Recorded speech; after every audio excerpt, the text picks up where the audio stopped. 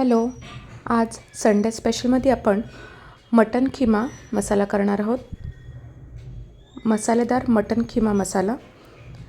त्या सोबतीला आपण मटणाचा आळणी रस्साही करणार आहोत. कुकरमध्ये 2 पळी तेल घ्यायचं आहे.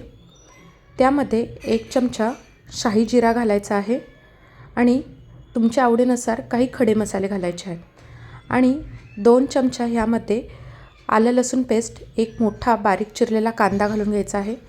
व्यवस्थित फ्राय करून घ्यायचा आहे. कांदा छान ब्राऊन झाल्यानंतर त्यात 1 चमचा हळद घालून घ्यायची आहे. आपला मसाला छान फ्राय झालेला आहे. मटन खिमा करताना प्रत्येक वेळेस पाव किलो मटन आणि पाव किलो खिमा असं मिक्स घ्यायचं, जेणेकरून खिमा मसाला खूप छान लागतो, व्यवस्थित कन्सिस्टन्सी लागते.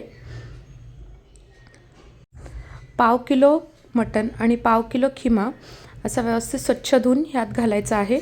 त्यात चवीनुसार मीठ घालायचं आहे आणि 5 मिनटं ह्याला छान फ्राय करून घ्यायचं आहे. व्यवस्थित फ्राय झाल्यानंतर यात 2 ग्लास गरम पाणी ॲड करायचं आणि कुकरचं झाकण लावून ठेवायचं आहे.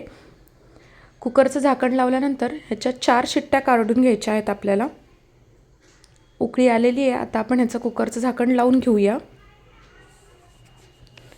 आणि कुकरच्या 4 शिट्ट्या काढल्यानंतर कुकर थंड झाला आहे आपला.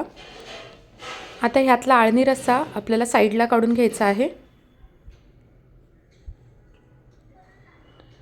दुसऱ्या कढईमध्ये आपण 3 पळी तेल घालून ह्यात कांदा, लसूण, आलं, खोबऱ्याचं वाटण घालून घेतलेलं आहे. आपलं वाटण छान फ्राय झाल्यानंतर त्यात 2 चमचे काश्मीरी लाल मिरची पावडर, 1 चमचा मटन मसाला, अर्धा चमचा हळद घातलेली आहे. आता तेल सुटेपर्यंत हा मसाला छान फ्राय करायचा आहे.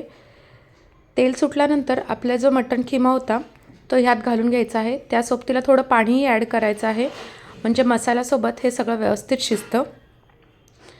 10 मिनटं ह्याला छान शिजवायचं आहे आणि त्यावरती कोथिंबीर घालून घ्यायची आहे. आपला मटन मसाला खिमा तयार आहे. अशा छान छान आणि चमचमीत रेसिपीसाठी please like, share, subscribe. Thank you so much for your support.